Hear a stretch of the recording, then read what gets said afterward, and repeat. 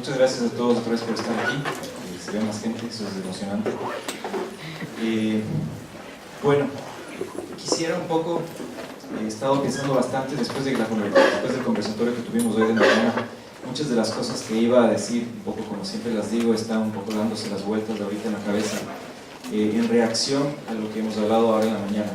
Entonces voy a tratar de conectar mucho de lo que se habló con lo que vamos a ver.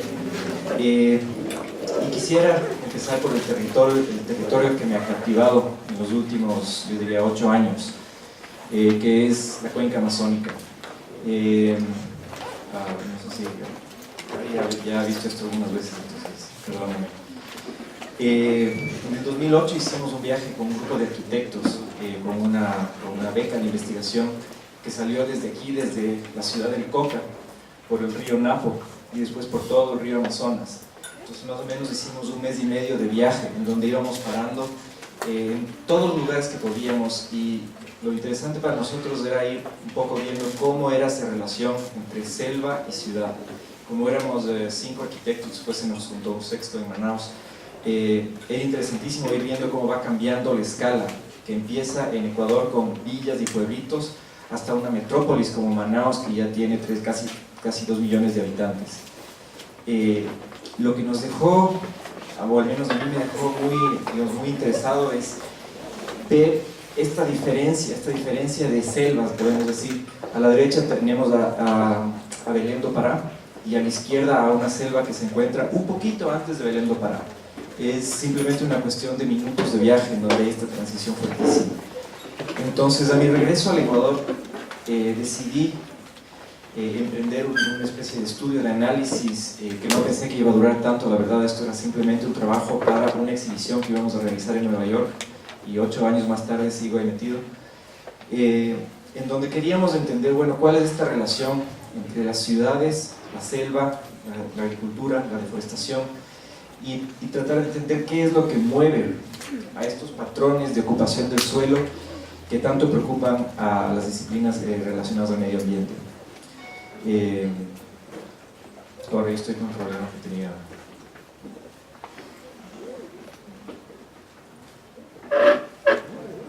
Sí. Entonces yo diría que no hay ningún otro país como Brasil como para demostrarnos el poder que tiene la ocupación humana en la Amazonía, la ocupación de la Amazonía por el ser humano como para cambiar el uso del suelo. Pero tal vez el Ecuador, en cambio, no teniendo ese tamaño, sí tiene una intensidad de uso del suelo. Es el país que más densidad de carreteras tiene en la Amazonía, y donde la extracción de petróleo es la más alta en toda la cuenca. Podemos ver que las distintas industrias de extracción generan distintas tipologías de ocupación y de cambio de uso de suelo. Aquí podemos ver, por ejemplo, la extracción minera aquí en Perú, en Aldoas, o Iquitos, aquí arriba, que se junta con Nauta, y así abajo podemos ver distintos tipos de estos patrones. Cuando regresamos al Ecuador, que es el campo que hemos estudiado, digamos, por un tiempo estuvimos Gary y yo trabajando juntos tanto en la cuenca amazónica del Ecuador como del Perú. Después Gary ya se fue a hacer su maestría y me quedé un poco clavado con el Ecuador. Y aquí podemos ver la red de carreteras que junta a la zona amazónica con los Andes. Obviamente los Andes siendo un espacio mucho más denso de carreteras, y la Amazonía teniendo una mancha, y esa mancha responde exactamente a donde se hace la extracción petrolera. Toda esa infraestructura de carreteras nació por el petróleo. Eso ha generado una tasa de deforestación tan alta como la de Brasil, y en 40 años hemos perdido ya un 30% de la cobertura de bosque. Si nos acercamos, aquí se puede ver ese conflicto o ese choque entre las áreas protegidas y las zonas deforestadas, y vemos que las áreas protegidas empiezan a llegar a un límite en lo que pueden hacer cuando ya se topan con una expansión de la frontera agrícola fuerte. El bloque Yasuní-Teté, que es un bloque polémico en el Ecuador para la extracción de petróleo, se encuentra acá, y ya hay un ingreso de infraestructura y de barcos que vienen acá a esta zona de Yasuní. Hay hipótesis que es para protegernos del Perú, nos vaya a ser que con la extracción lateral nos roban por atrás.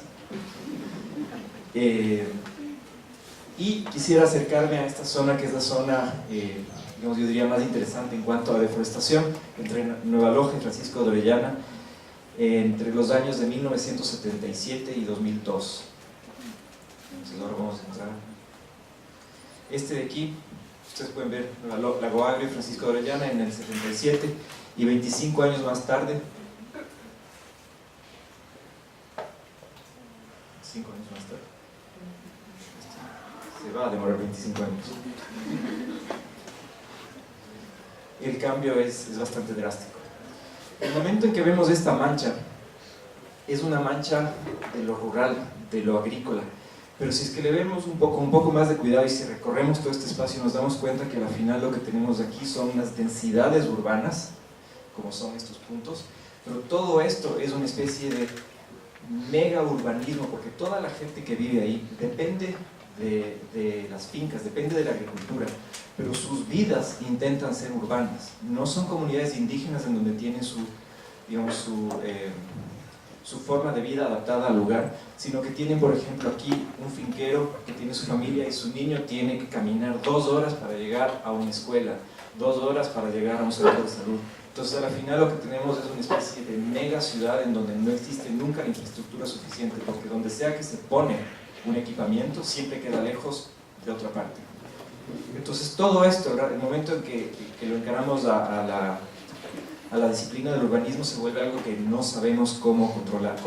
La palabra controlar no es la adecuada. No sabemos cómo enfrentarnos a esta realidad.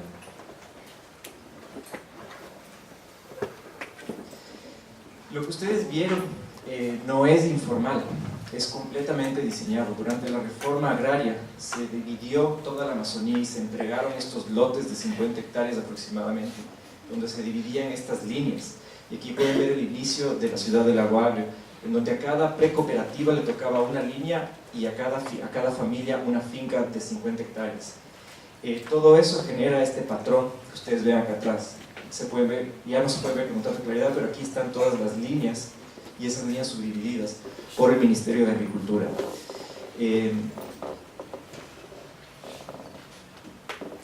Lo que empieza como una especie de diseño bastante formal termina en una especie de catástrofe catastral de predios, en donde la ciudad, que se vuelve esta densificación de predios, ya se mezcla con todo esto que podemos llamar una mega mancha de fincas semi-agrícolas, semi-urbanas. Entonces la problemática es bastante compleja, y aquí lo que es importante es entender de que se le echa la culpa al petróleo.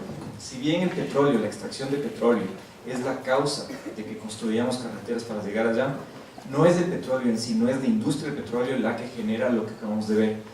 Es en realidad las secuencias secundarias. Las secuencias secundarias de esa extracción de petróleo es lo que nos genera ese espacio. Aquí tenemos el campo Sacha de Texaco en el 76 y el campo Sacha de Texaco en el 2001. Y ustedes pueden ver la línea y el punto continúan siendo exactamente las mismas. El territorio que le circunda es el distinto.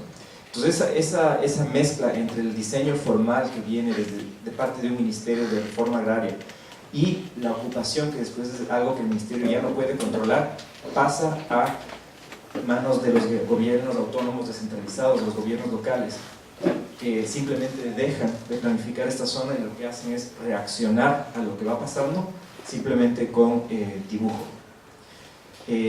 Se siguen construyendo carreteras porque una vez que uno ocupa ese espacio se vuelve imperante la necesidad de llegar al próximo. Entonces, si bien las primeras carreteras nacen con la extracción petrolera, las siguientes son para poder conectar ese punto que quedó un poquito más adelante, que se convierte en votos para el político de turno.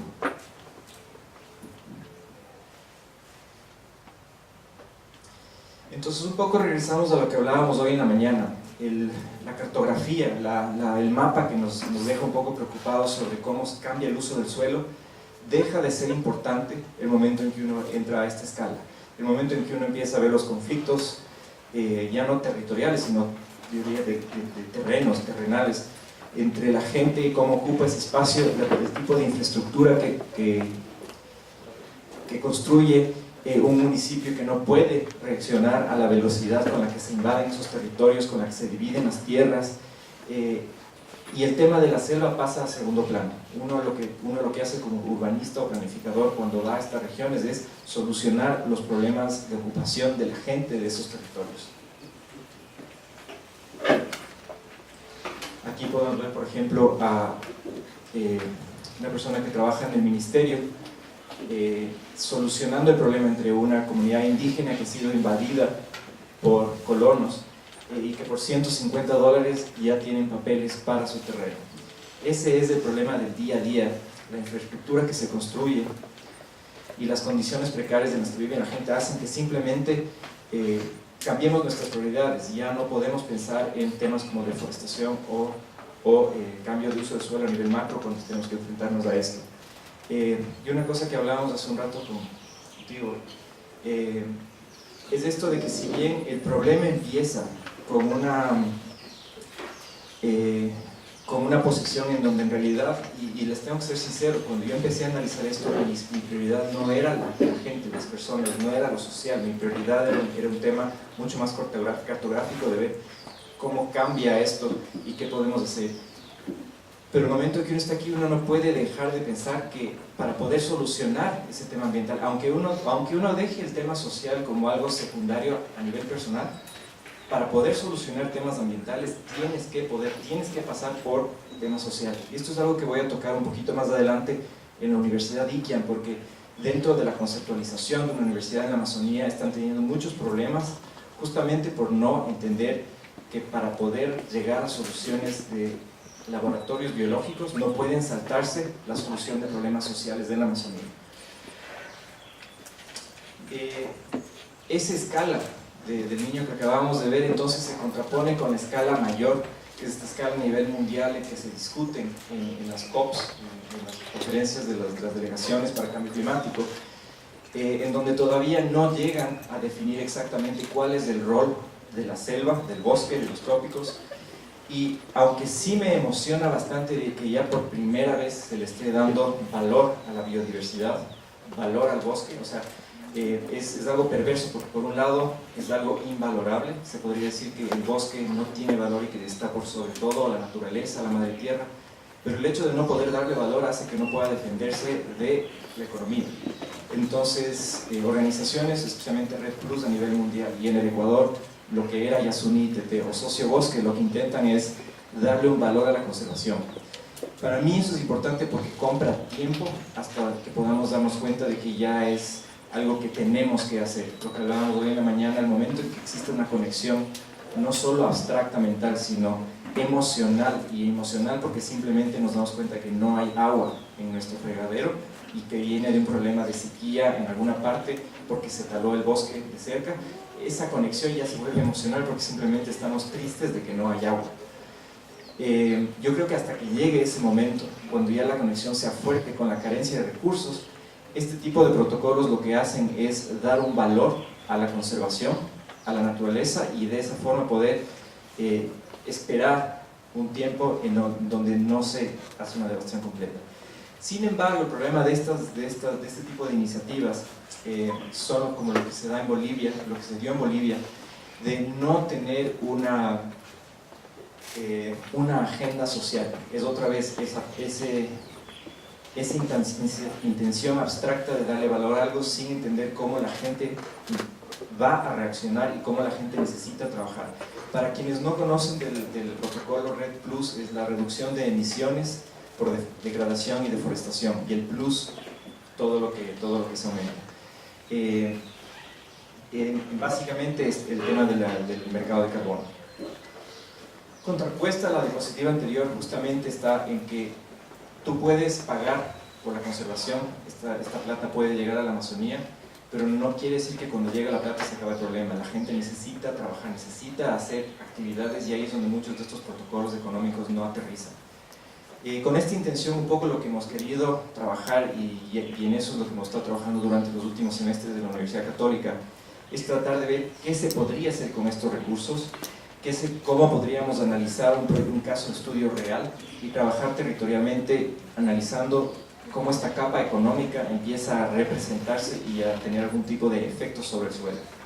Entonces quisiera presentarles el proyecto que hemos trabajado con estudiantes de la Universidad Católica de la Facultad de Arquitectura, que se enfoca en la Manta Manaus, por eso se llama Laboratorio Manta Manaus, que es un canal interoceánico entre la ciudad de Manta en la costa del Pacífico y la ciudad de Manaus en el Brasil. Esto pasa por la Amazonía, obviamente, en donde se llegaría por barco hasta el puerto de Providencia, y aquí se hace una transferencia para camiones hacia el Pacífico. Supuestamente esto competiría con el Canal de Panamá, aunque no he probado, pero es un discurso que se genera a nivel oficial para poder continuar con el proyecto. Y para mí es uno de esos proyectos que se avanzan a una velocidad y llegan a un punto en que cuando tú regresas a ver, aunque ya no sea posible, estás tan adelante que no te queda otra que seguir caminando hacia adelante. Entonces ha existido por muchos años gente que habla con el gobierno señalando que esto no va a ser posible, que no es realista, pero cuando se tienen oídos sordos de que esto no funciona, simplemente avanzas tanto hasta que lo haces funcionar a la fuerza, y eso es un poco lo que está sucediendo con este proyecto. Es un proyecto que viene desde los años 60, que trata de conectar, ustedes pueden ver el mapa de Sudamérica, la parte posterior, y que se podría decir que es un preludio para irse.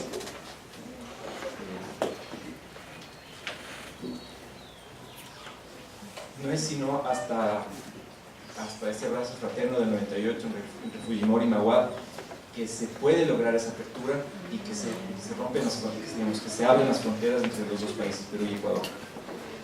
Y desde el año 2000 IRSA gana un protagonismo impulsado por Fernando Enrique Cardoso, que esto empieza a convertirse en una realidad.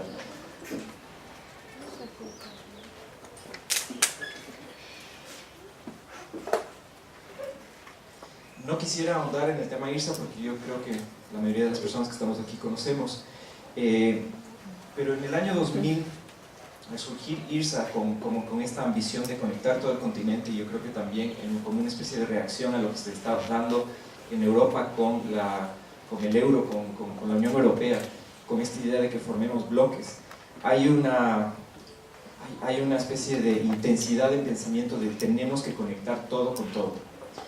Y eso cuando vemos 15 años más tarde, esto estamos hablando del año 2000 y estamos en 2015, 15 años más tarde nos damos cuenta de que por lo menos en el Ecuador lo que se ha generado son un montón de proyectos incompletos. Si es que estamos hablando de puntos y líneas, imagínense un diagrama en donde tienen medio punto con media línea, con otro medio punto con otra media línea, nada se conecta con nada, todo queda incompleto y todo está sobreescalado porque fue planificado para hacer un megaproyecto que conecta varios países, pero por distintas circunstancias nada llegó a conectarse con nada. Entonces con los estudiantes de la Católica estamos justamente armando este diagrama ahora sobre cuáles son esos medios puntos y esas medias líneas y viendo si es que se deben cambiar esas lógicas de integración regional a lógicas de integración local que tal vez en el futuro puedan ser regionales.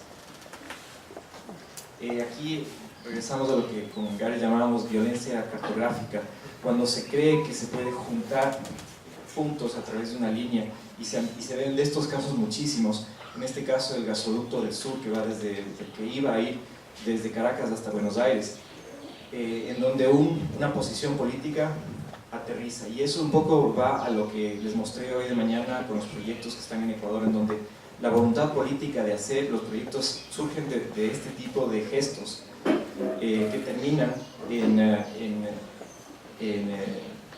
consecuencias fallidas del territorio.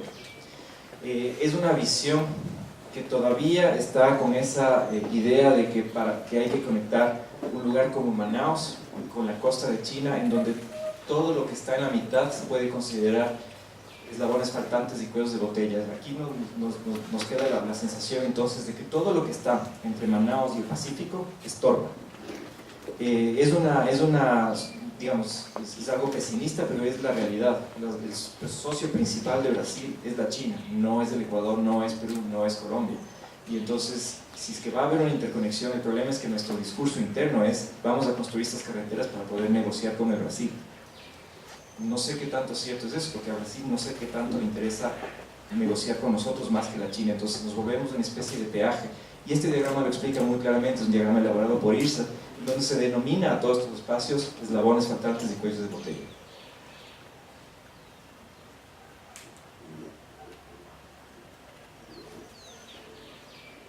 Al mismo tiempo, este espacio que ustedes acaban de ver de eslabones faltantes y cuellos de botella resulta ser el espacio más biodiverso de Latinoamérica y el espacio más biodiverso probablemente del mundo. Como nos mostraba Sebastián hoy en la mañana, justamente se cruzan los Andes con la línea equinoccial, generando una estabilidad climática que permite que toda esa zona sea la zona que concentra la mayor cantidad de diversidad en 4 grupos de plantas, pájaros, mamíferos y anfibios. Los pisos climáticos mezclados con una estabilidad del clima que justamente hace que los ciclos se reduzcan. Para mí este fue un concepto interesantísimo de entender. Un sapo que en Estados Unidos se reproduce una vez al año, porque hay los ciclos de las estaciones, si es que le traes a este espacio y se adapta, puede reproducirse 4, 5, 6, 7 veces al año. Y esto es porque la estabilidad climática rompe esos ciclos anuales. Romper esos ciclos quiere decir que una especie que se reproduce muchas más veces en el año puede empezar a mutar y a generar otras especies, digamos, a definir lo que nosotros entendemos como biodiversidad. Entonces, de esta forma, en muchos cientos de años empiezan a generarse más especies de las que se generan en los hemisferios norte y sur. Pero al mismo tiempo, este es el espacio que más está sufriendo cambios con la división, con la extracción del petróleo que se va a hacer en Perú y con la minería que se piensa hacer en el Ecuador. Entonces quisiera mostrarles ahora el caso de estudio que hemos tomado justamente en esta zona que está, aquí sería lo rojo que acabamos de ver en el otro mapa. En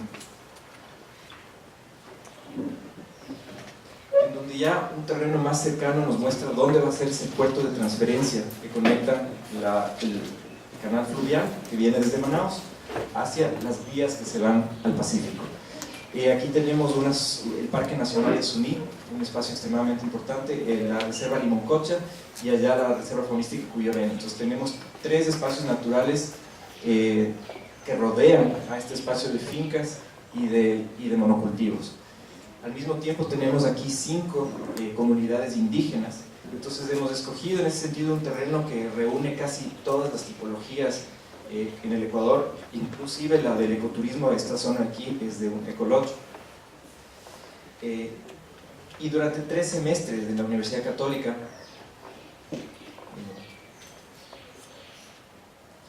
lo que hicimos fue justamente generar ideas para este territorio. Hablábamos hoy en la mañana de la capacidad de la disciplina de la arquitectura, de la planificación del urbanismo y de poder diseñar 10 bibliotecas en un semestre en un taller de arquitectura, algo que no harían tal vez en un espacio de ingeniería estructural, en donde más bien las líneas son más rectas.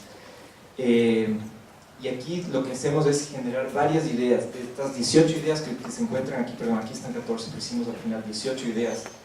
Si es que 4 resultan ser interesantes, a esas 4 hay que potenciar. Las otras 12 simplemente pueden quedarse como ideas. Y eso es un poco lo que está sucediendo con el proyecto. El proyecto que les estoy mostrando es un proyecto que ha ido pasando paulatinamente de la academia a la realidad.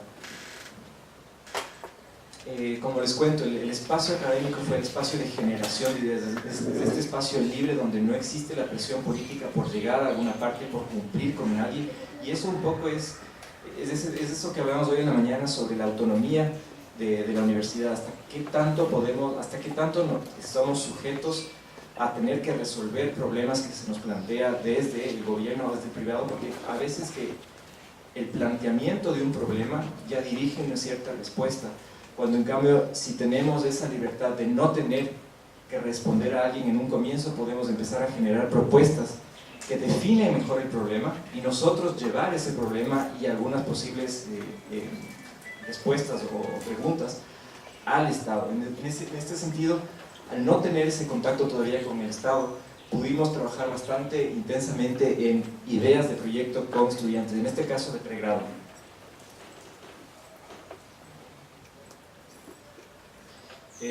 generamos investigaciones. Aquí también son investigaciones donde el centro se encuentra una investigación histórica de todos los planos del centro de la Amazonía, todos los planos de deforestación, que son los de la reforma agraria, antes de que los boten a la basura. Y yo creo que los estudiantes, en ese sentido, el momento en que se encuentran en este tipo de talleres,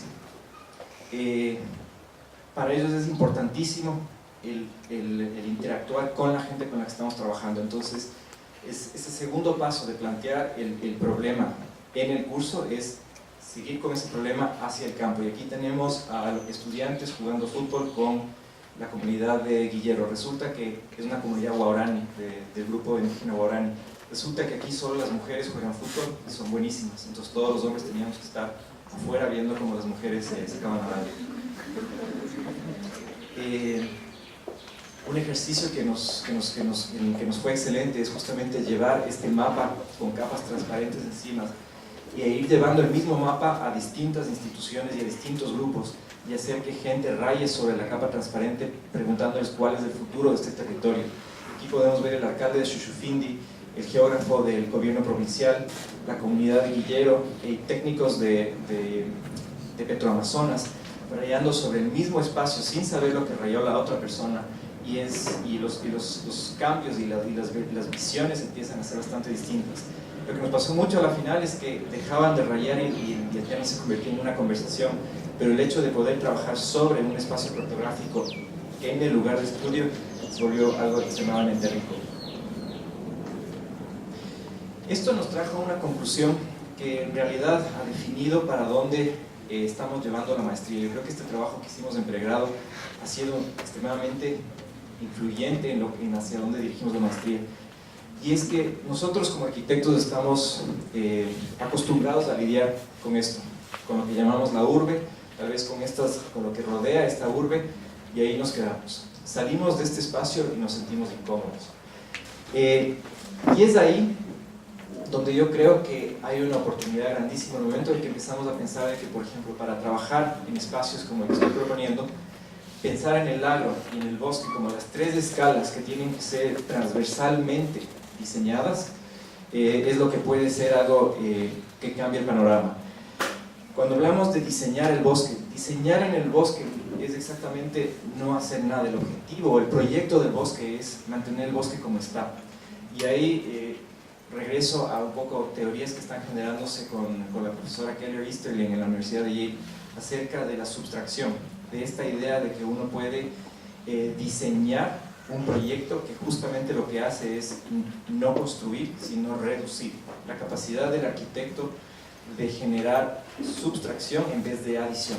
Obviamente el problema es que como la energía en este caso del proyecto no hace que las cosas se parezcan, simplemente que cambien de lugar. Entonces, ¿cuál es esa relación de subtracción entre estos tres espacios? ¿Qué pasa cuando yo trabajo a escala del agro o del urbe con el bosque? ¿Cómo puedo empezar a aliviar tensiones en el bosque mediante proyectos que trabajo en la urbe y en el agro? Y esto ha guiado a pensar que las ciudades en la Amazonía no están planificadas para recibir gente, para recibir migrantes. Sin embargo, son las ciudades que más rápido crecen y las que más migración reciben todo el tiempo. Si es que estas ciudades son pensadas o planificadas para impulsar la migración, para que venga más migración, esa migración viene de dónde.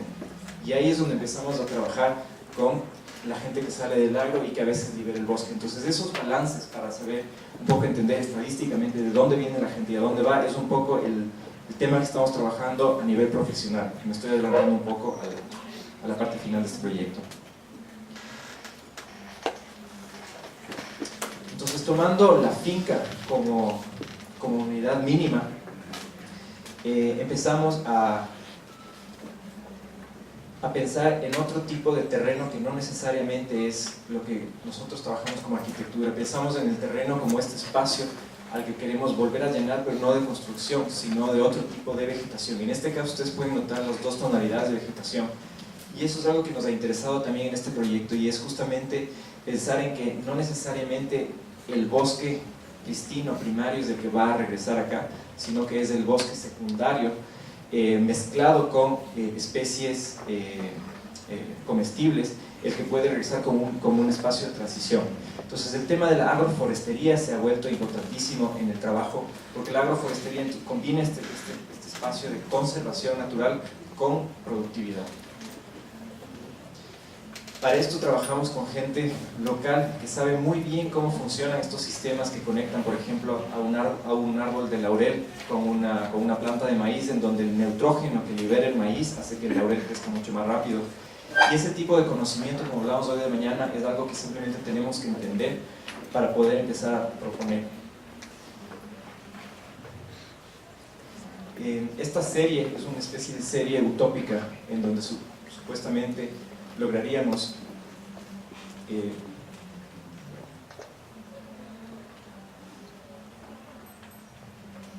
llegar a este tipo de espacio. Y lo que más me interesa de este gráfico no es tanto el que se llena, sino que existe esta diferenciación de tonalidades de verde, sacándonos del mito de que tenemos que tener esta línea dura entre el bosque pristino completamente natural y el espacio deforestado. Empezar a pensar de que existe esta transición entre el bosque productivo y el bosque no productivo, o productivo solo de carbón, es algo que nos interesa. Pasando de eso, empezamos a entender, bueno, ¿y qué hacemos con esos productos que salen de la Amazonía? Y ahí es donde para nosotros es importante pasar del tema de la conservación al tema de la productividad, porque están juntos. El momento en que se aprende a ver la productividad de esta región y atarla con la conservación, ahí es donde empezamos a ver alternativas que no son simplemente entregar dinero, como el caso que les mostré de iniciativas como Redo y Asunitete.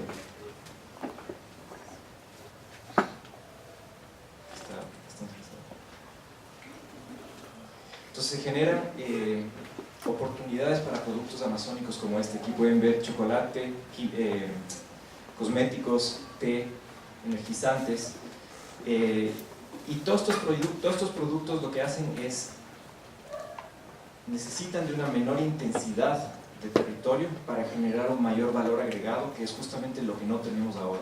Entonces, si nosotros podemos lograr que estos productos que tienen el sello de orgánico, justamente por la forma en cómo se producen, podríamos lograr un mayor ingreso con una menor presión sobre el territorio. Esto a su vez hace que podamos juntar distintas comunidades de este territorio para trabajar juntas en pos de un comercio justo. Y aquí es donde entra una colaboración que tenemos con la Universidad de California en Los Ángeles, y es que si bien nosotros estamos preocupados por el tema de la conservación y del desarrollo social de estas comunidades, si es que la estrategia va a ser trabajar con comercio, y si es que el Puerto Providencia lo que intenta es trabajar con comercio, ¿por qué quedarnos con el modelo comercial común? ¿Por qué no pasar a un modelo comercial en que se potencialice el trabajo con el valor agregado? Y aquí trabajar con una universidad como la Universidad de California nos abre la posibilidad de entrar en la mente de quien está al otro lado, quien sería este consumidor, que a la final es la persona que está en lugares como California o como Alemania o como Holanda, que valora que valora estos productos con valor agregado, que no necesariamente es un mercado que tenemos en el Ecuador todavía. Hay muchas marcas de chocolate o de café que no despuntan en nuestro país justamente porque no existe una cultura de consumo. Entonces, el momento en que podemos juntar estos espacios productivos de productos extremadamente orgánicos de un cierto nivel de consumo a mercados que están buscando eso, creo que podemos empezar a lograr un equilibrio. Entonces, lo que tratamos de hacer en estos talleres de arquitectura es buscar estos puntos de conexión que se salen totalmente del diseño arquitectónico, justamente para poder entender cómo juntamos puntos. Todas estas ideas que se generan un poco en la mesa de dibujo en la facultad, entonces empiezan a regresar al territorio, porque es una especie de ping pong en donde no llegamos vacíos a preguntar qué es lo que la gente necesita o quiere, pero tampoco llegamos a imponer lo que creemos que tiene que hacerse. Es una especie de constante negociación. Entonces hemos ido varias veces, vamos y venimos, y cada vez vamos tachando y tachando más propuestas erróneas y aceptando las que siguen siendo las que siguen generando buenas reacciones.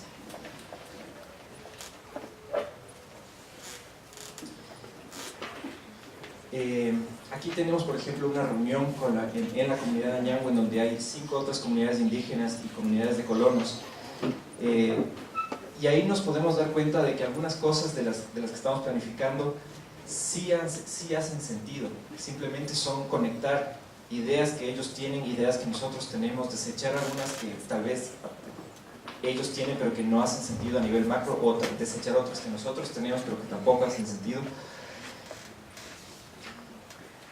Y ese momento es el momento especial de conexión entre la mente que está pensando en el mapa a nivel macro, como hablábamos hoy en la mañana, y la mente que está pensando en desarrollo y que tiene la experiencia suficiente en el lugar como para saber qué es lo que le conviene. Ahí es donde se da un clic bastante especial. Hace algunas semanas hicimos un taller justamente con toda la gente de la región y llegaron 300 personas, mucho más de lo que nos esperábamos, y armamos 4 grupos de trabajo en donde cada grupo de trabajo lo que hacía es trabajar sobre su mapa que está aquí con facilitadores, y ahorita nos encontramos en el proceso de traspasar todo ese material a limpio, digamos, para poder entender y pasar el plan maestro. Aquí se puede ver Jaime Robles trabajando con toda la población, definiendo qué es lo que pasa en este mapa. Y llegamos entonces a tener ya un mapa catastrado elaborado por nosotros mismos, porque no existe información base como para trabajar. Entonces, en ese sentido, tenemos que generar nuestra propia información base para empezar a generar propuestas. Entonces, les estoy contando un poquito del lugar en donde estamos ahora, que es justamente tratar de entender si es que se va a construir un puerto al lado del río Napo y se tiene todo este sistema de fincas. ¿Cuál puede ser esa relación económica entre la gente que vive en finca y que va a ser atraída por el puerto? ¿Cuáles pueden ser esos incentivos para trabajar agroforestalmente y al mismo tiempo producir el tema de biocomercio que vimos hace un rato? ¿Cuáles son esas cosas que se conectan y qué protocolos podemos empezar a generar como incentivos? Y no diría que es nuevo, pero es un tipo de planificación en donde la palabra plan maestro empieza a sentirse incómodo, porque lo que se está generando aquí no es un plano en que yo digo zonifico así, zonifico de otra manera, sino que lo que estamos generando aquí es una especie de protocolo dinámico que depende de la decisión de personas. Una vez que nosotros terminemos esta propuesta, entregamos un escenario, pero lo que sucede en realidad podría ser una cosa completamente distinta, dependiendo de lo que cada persona en cada finca decida hacer. Nosotros lo que hacemos es plantear cuáles son las direcciones que podrían ser usadas, y a esas se suman las direcciones que se decida por el gobierno. Quisiera terminar este proyecto con una comunidad que se encuentra aquí, que es Añango, en donde también aprendemos que el tipo de ocupación del suelo de estas zonas es muy distinto cuando son gente colona que cuando son gente indígena. Y aquí, digamos, mediante dibujos que hacemos con ellos, y aquí es donde viene esa intersección entre, digamos, la experticia del urbanista con el conocimiento de la persona que está in situ, que no necesariamente es un urbanista, pero que conoce mejor que nadie su territorio, para poder entender, por ejemplo, esta interacción entre lo que acabamos de ver que fue dibujado en la comunidad y lo que vemos ya en el territorio cuando hacemos un análisis sobre fotografía aérea. Y ustedes pueden ver aquí las fincas, que son todos estos puntitos blancos. Cada una de esas fincas tiene una zona hacia atrás, y a diferencia de las fincas de los colonos, estas no tienen una línea trasera. Esa finca se va para atrás hasta donde pueda llegar dependiendo del consumo de esa casa. Entonces eso para mí es un concepto interesantísimo, porque si bien a los dos lados existe una división de propiedad, entre comillas capitalista, hasta acá es mío y hasta acá es mío, para atrás existe una división comunal en que para atrás depende lo que yo necesito y ya es de todos. Entonces entramos, solo por entender cómo funcionan estas comunidades indígenas, a ver que existen otros sistemas que no son necesariamente comunal o privado, sino una especie de híbrido, y que simplemente en la comunidad no lo han teorizado así, no han escrito sobre esto. Entonces estamos interesados en entender cómo este sistema puede empezar a ser usado, por ejemplo, en comunidades, en comunas de colonos del norte.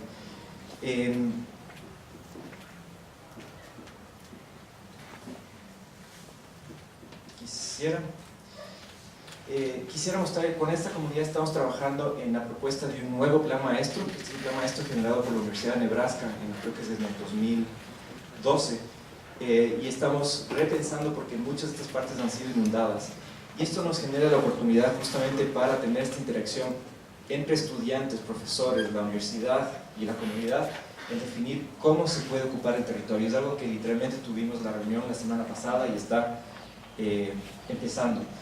Nos va a apoyar probablemente el Ministerio de Educación para hacer una de estas escuelas del milenio que les mostré hoy en la mañana, pero una escuela del milenio que no siga los estándares del gobierno, sino que se plantee con nuevos estándares aquí en la Amazonía.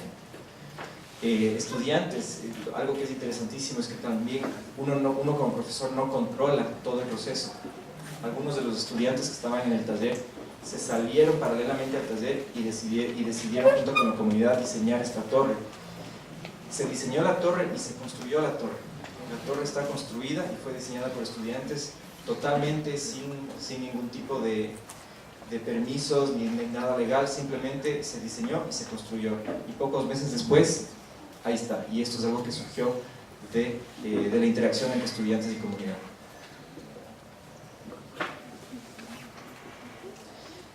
Creo que uno de los logros más grandes entonces no es el dibujo, no es el proyecto, es el bendito convenio. El convenio que se firmó entonces, después de todo este proceso con el gobierno provincial de Sucumbíos, ahora nos permite llevar todas estas ideas que acabo de mostrarles a un plano de lo oficial.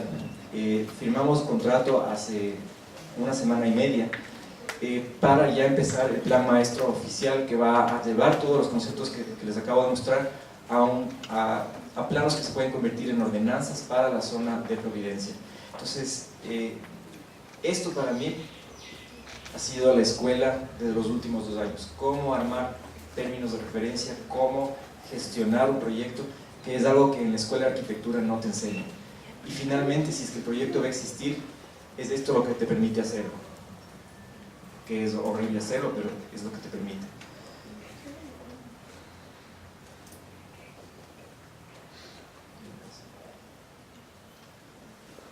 Entonces quisiera concluir con este proyecto, con estas imágenes que hicieron estudiantes de la universidad, que me parecen que son bastante descriptivos de que la unidad, ustedes pueden ver que en cada uno de los rectángulos existen estrategias en donde una parte es bosque y otra parte es ciudad.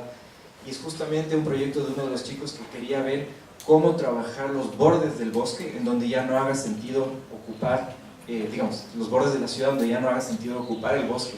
Y cada uno de esos tiene una estrategia política, social o económica. Entonces el diseño ya no se da a nivel de diseñar como el maestro arquitecto sobre un espacio, sino de entender cuáles son las políticas y ver cómo uno los va colocando, porque no hace sentido hacer otra cosa. Quisiera ir rápido entonces por el otro proyecto que les conté hoy de mañana que iba a hablar, que es ICAM. Estamos ahorita encargados de diseñar una universidad en la Amazonía.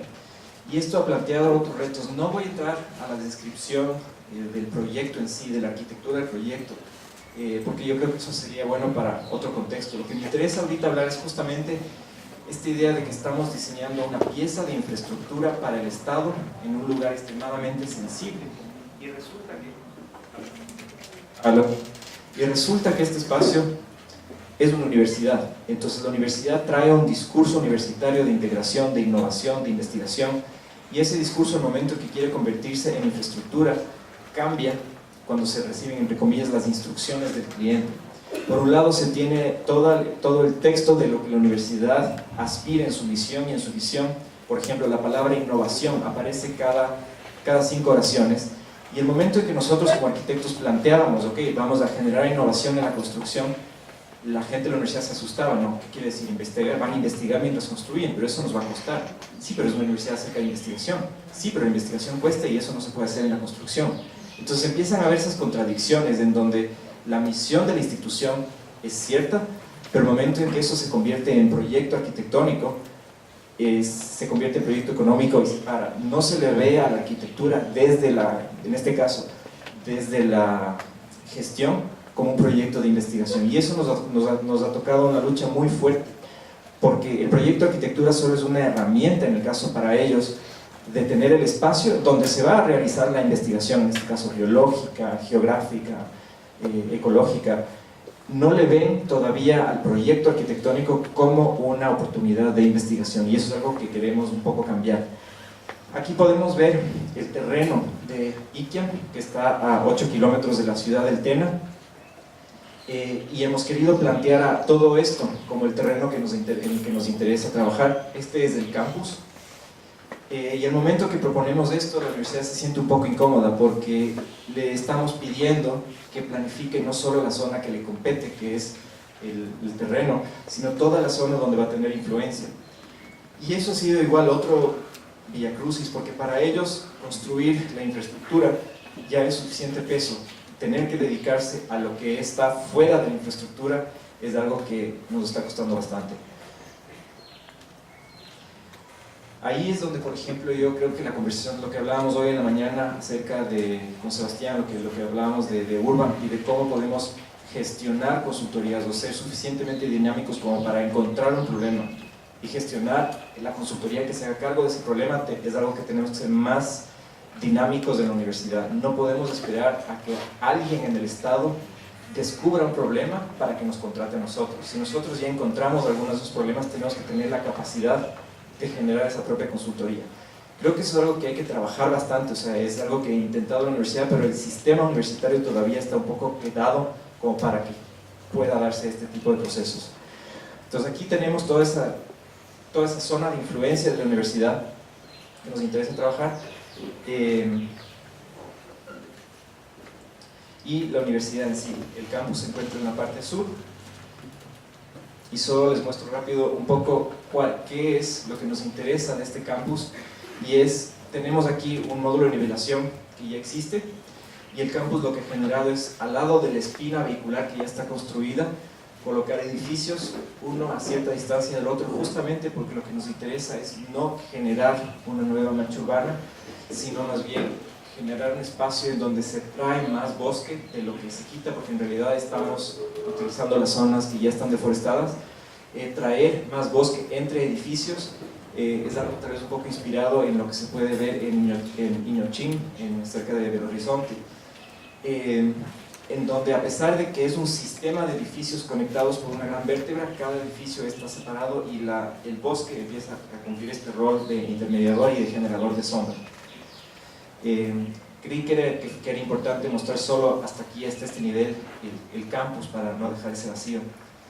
Pero un poco lo que quisiera terminar con este proyecto es justamente tratar de entender cómo la universidad puede convertirse en este negociador de dos realidades: esta realidad natural, pristina, hermosa, de la Amazonía, que vemos en estas imágenes, inclusive de la parte de cómo ciertos seres humanos ocupan la Amazonía, con la realidad de su contexto, aquí, que es este. Cuando la gente pregunta, ¿y cuál es el lenguaje arquitectónico de ese lugar? Es este. Esta es la arquitectura de la zona. Es esto con lo que tenemos que trabajar. Cómo nos adaptamos a esto, cómo generamos un nuevo precedente a partir de esto. Yo creo que es justamente esa negociación la que estamos empezando a trabajar. La construcción del primer edificio empieza en noviembre, y un poco la intención es utilizar el proceso de construcción que se va a generar para trabajar con la comunidad. Y va a ser un tema difícil, porque cuando se trabaja con el Estado todo tiene que estar dicho desde antes, exactamente cómo tiene que ser.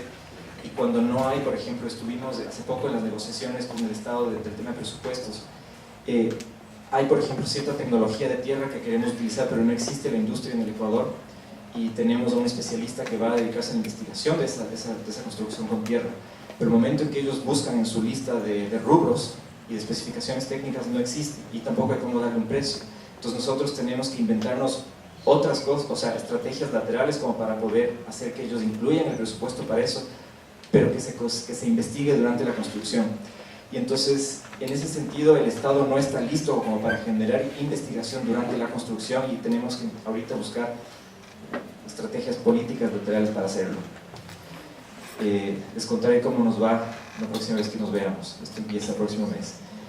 Entonces quisiera terminar un poco con el último proyecto, que es el que creo que nos tiene a muchos emocionados de la Universidad Católica, que es el de la maestría. Lo veo la maestría como un proyecto en sí, como otro de estos proyectos que uno tiene que generar con su equipo. Aquí a la derecha está el equipo de personas que trabajamos en este proyecto desde la Católica. Y como les contaba hoy en la mañana,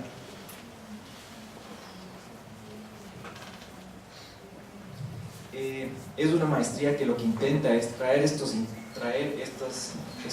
primeras pruebas que ustedes vieron con el tema de la Amazonía. En mi caso es la línea de investigación que yo sigo, pero un poco la idea es buscar a otros profesores que estén con líneas de investigación territorial, urbanística en distintas partes del Ecuador. Por el momento Ecuador nos interesa justamente, como hablábamos, entender al Ecuador desde varios lentes. Aquí tenemos el mapa del Ecuador. Por estos años, quién sabe si en el futuro podemos empezar a extendernos y tener cosas regionales. Y aquí es donde yo creo que las maestrías pueden empezar a fusionarse, a juntarse, a traer gente de Colombia, gente de Chile, gente de Perú, a mandar a nuestros estudiantes a estos otros espacios. Realmente tengo la intención de que el tercer semestre de la maestría, que va a ser el que empieza en agosto del 2016, tengamos ya tal vez, ojalá, un par de estudiantes de aquí, en la Católica de Lima, o en EAFIT, o en la Diego Portales de Santiago.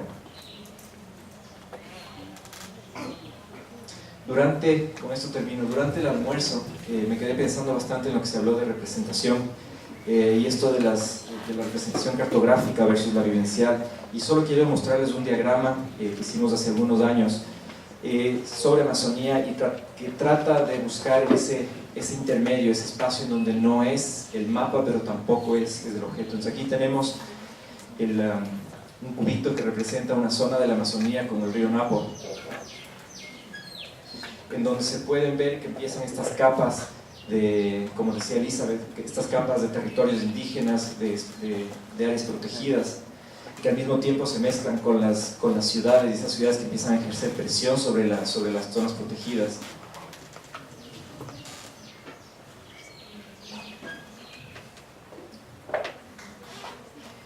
Y que responden generalmente estas ciudades a proyectos de extracción, que ya sean petroleros o en el caso de lo que les conté, la Manta Manaus, que quiere juntar los océanos para necesidades mundiales. Estamos hablando de un territorio extremadamente local, pero al mismo tiempo extremadamente global. La Amazonía, cuando uno está ahí, uno siente que está completamente aislado de todo el mundo, pero si uno lo piensa bien, está completamente conectado porque es uno de los ecosistemas y uno de los espacios más necesarios para el resto del planeta, y que cada vez nos estamos dando cuenta un poco a patadas. Y finalmente, esta dicotomía entre la extracción versus otro tipo de protocolos que ven nuevas economías en la valoración de la conservación o de la biodiversidad. En este caso, por ejemplo, el mercado del carbono. El carbono bajo tierra, el petróleo bajo tierra tiene un cierto valor, el carbono en la atmósfera tiene un valor dentro del mercado del carbono. ¿Cómo podemos empezar a equiparar esos valores de dejar el petróleo bajo tierra versus tenerlo como carbono en el mercado? Que es un proceso, que es un protocolo que el Ecuador impulsó hace algunos años, pero que no tuvo éxito. Creo que simplemente es cuestión de tiempo para poder romper esas barreras que nos previenen de proponer proyectos en donde lo que diseñamos deja de ser el material, sino que se vuelve más efímero. Gracias.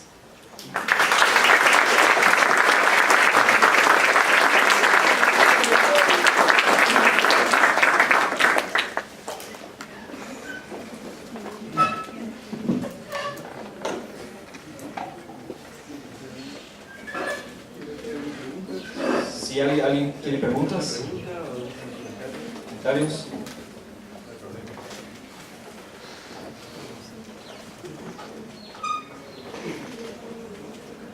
Me interesa saber, tengo un estudiante trabajando en una zona petrolera mexicana que decayó por mucho tiempo, y ahora con las tecnologías nuevas hay una posibilidad nuevamente de que vuelva a surgir como zona petrolera.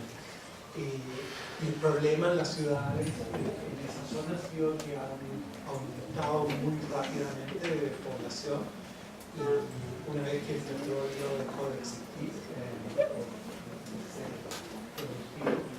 bajaron la población y las ciudades decayeron.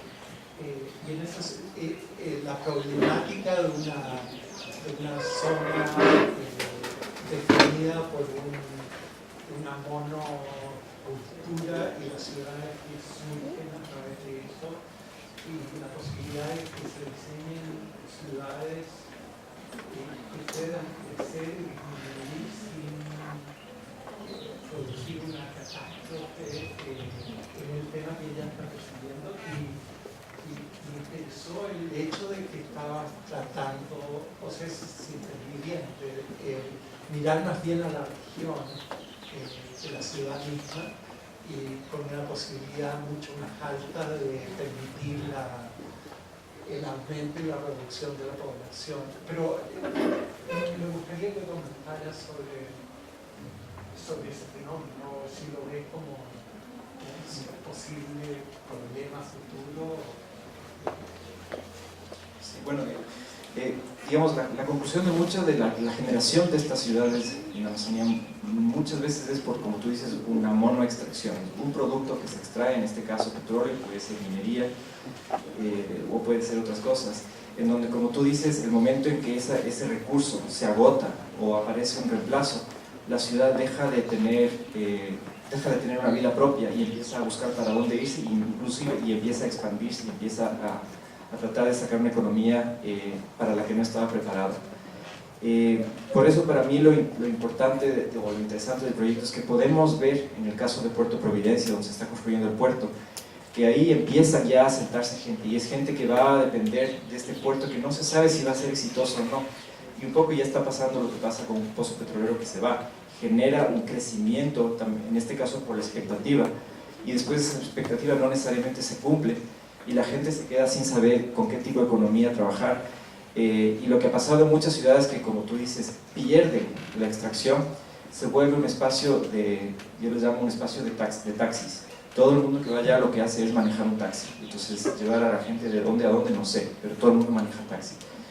Y ahí es donde yo creo que el momento en que se empieza a entender cuál es la naturaleza económica de esos lugares, y cómo puedes empezar a potenciar ciertas industrias, y ahí viene la conexión, y lo que me interesa, por ejemplo, justamente que hablábamos de esta conexión con una universidad que tiene una visión extremadamente distinta a la que tenemos nosotros, que es la Universidad de California, donde generalmente hay tensión, porque a veces yo siento que ellos ven la cosa como que todo es mercado, todo es cómo generamos dinero, y mi tendencia es más bien al revés, solo es enfocarme en cómo generamos conservación, pero el momento en que chocas de estas dos, empieza a hacer sentido, porque a la final la gente que está acá está con la misma mentalidad, me guste o no, que la Universidad de California, cómo generamos dinero, cómo vivimos mejor. Y si podemos empezar a juntar este tipo de mercados externos, porque podemos trabajar con productos locales que son de baja densidad de ocupación del suelo y que dependen de ser así para poder venderse como productos orgánicos en el exterior, entonces empiezan a generarse economías alternativas a los monocultivos o a la monoextracción, y se pueden ver ya casos, no mostré aquí en esta presentación, pero se ven ya casos, por ejemplo, como la cosecha de guayusa en el Ecuador, en donde hoy vino un gringo, se dio cuenta de que todo el mundo ahí consume té de guayusa, y empezó a exportar el té sin cambiar la forma de cosecha, que es una forma de cosecha agroforestal de la gente quichua de ahí, a los Estados Unidos, y ahora se vende en creo que 2000 supermercados de Estados Unidos, sin haber cambiado la forma de cosecha local, porque simplemente lo que es porque necesita esa forma de cosecha local para poder promocionar su producto como lo que es. Entonces yo creo que si empezamos a entender cuáles son estas lógicas económicas antes de que se acabe el recurso, podemos hacer una transición mucho más racional que una transición de emergencia, el momento en que se acaba el petróleo o que la gente se va, porque ahí lo que se convierte es tienes los dos extremos, o la gente empieza a sacarle la madre al territorio que le rodea a nivel de agricultura, o la gente se va y deja ciudades de fantasma e infraestructuras que no se usan.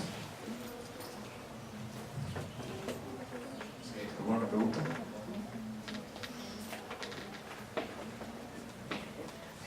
Tengo una pregunta. ¿Puedo decirlo, maestro? ¿Cómo comienza el encargo? Porque básicamente, o sea, la propuesta es súper interesante. Me parece interesante cómo el arquitecto se convierte en un agente de cambio autogestionador, pero ¿cómo comienza? ¿Cuál fue el primer impedimento para comenzarlo? ¿Una apuesta suya? ¿Una apuesta a la universidad? Digamos, el encargo empieza por una investigación. por un proyecto de investigación, en este caso por un proyecto de una exhibición que se planteó para una galería en Nueva York. Y ese fue el inicio, porque al final lo que buscábamos es un tema interesante del que se puede hablar. Y eso al final se genera una necesidad, porque empiezas a darte cuenta de que es un campo de acción, pero como no existe cliente, digamos, no hay intereses atrás de hacer algo, entonces te conviertes tú en tu propio cliente.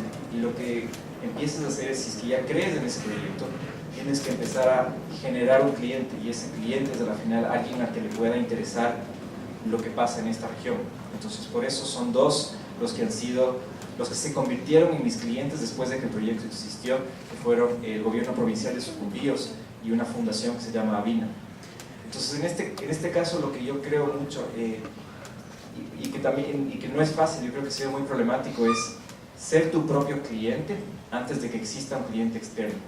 El momento en que tú ves un proyecto o crees en algo, y eso es lo que hablamos hoy de mañana, en que la universidad tiene que estar por sobre el cliente que le venga, sea un gobierno, sea una ONG, para poder tener una agenda de lo que se tiene que hacer. Y ese cliente nace cuando tú tienes un proyecto de investigación. Por eso es tan importante que nuestras universidades empiecen a tener líneas de investigación con profesores que creen en ciertas cosas, porque el rato menos pensado, esa línea, esa cosa en la que el profesor cree, se convierte en proyecto.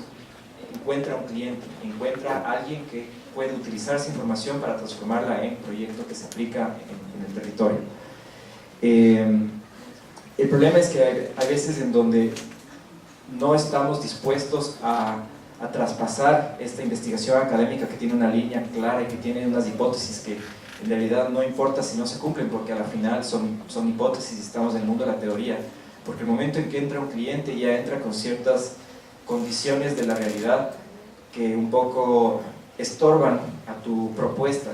Entonces yo creo que esa negociación y que tú puedas poder liberarte de esas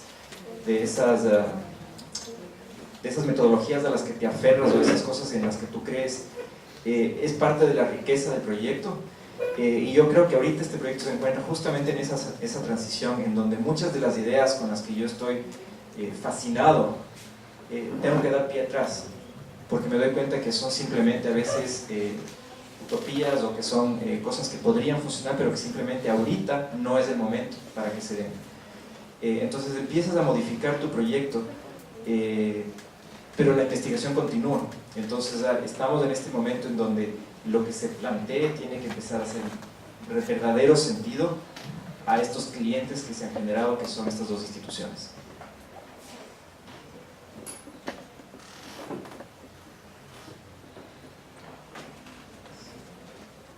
Yo tenía una pregunta. Hablando de la maestría, quisiera que estamos hablando, y tú hablas mucho de lo transescalar, y me gustaría que nos comentes cuál es tu visión sobre este ir y venir entre distintas escalas dentro del contexto de la maestría. O sea, cuál es el rango de este pasaje entre distintas escalas y cómo lo encaran en la maestría. Yo creo que la escala mayor, la escala grande, es la que generalmente te da una visión. Me he dado cuenta de que cuando uno puede ver las cosas desde una perspectiva bastante lejana, empiezas a entender ciertos cambios macro que tienen que suceder, que no te darías cuenta nunca si es que no ves esa escala desde lejos. Obviamente eso se queda mucho en un discurso interesante sobre el cambio climático, sobre deforestación, por ejemplo, que son los temas que exploro. Y te das cuenta de que hay muchísimas disciplinas trabajando a esa escala, y entre las que nos encontramos nosotros, pero casi ninguna disciplina puede llegar a transformar teorías que son macro a proyectos ejecutables en el terreno. Y es ahí donde la cosa se pone extremadamente incómoda, porque cuando trabajamos con estudiantes de justamente ir de la escala macro para generar una visión a la escala micro, que es a la final, y cuando digo micro no me refiero necesariamente al objeto arquitectónico. Micro puede ser igual un territorio relativamente grande, pero en comparación a la visión, cuando ves la Amazonía ecuatoriana y empiezas a creer que ciertas cosas tienen que cambiar. Cuando nos acercamos a la escala micro con estudiantes, tenemos que agarrarnos y mantenernos a esa visión que buscamos, pero el rato que enfrentas la problemática real de un espacio menor, te das cuenta de que la gente que está viviendo en ese espacio más pequeño y las dinámicas de ese espacio más pequeño no tienen ninguna relación con lo que te diste cuenta en el macro. Entonces, por más de que trabajes o vayas a ese espacio menor con un discurso macro, como no existe una relación porque el macro a veces ya entra a escalas globales, tienes que empezar a entender de que las estrategias que trabajas en la escala menor tienen que usar otros pretextos. Entonces la razón de ser de un proyecto puede ser esta. El momento en que llegas a la otra escala, para poder hacer que algo funcione en pos de esta razón, tienes que trabajar con otro pretexto en mente, y el pretexto cambia. Entonces, si aquí es el tema ambiental o de deforestación, acá el tema es social y económico. Ese es el tema que la gente va a seguir porque es el tema que le conviene. Entonces tú empiezas un proceso, un proyecto de bioconocimiento, de producción, de exportación de productos, de cosechas, pero al final eso para mí es una especie de pretexto que hace sentido a esta escala para poder tener una influencia en esta, porque si vienes con este discurso a la escala pequeña, no funciona. O sea, en realidad a nadie le interesa, especialmente en un lugar en la Amazonía donde estás tan rodeado que lo que necesitas más bien cuando sientes ahí las ciudades se ve es abrirte, quitar espacio para que no haya bosque.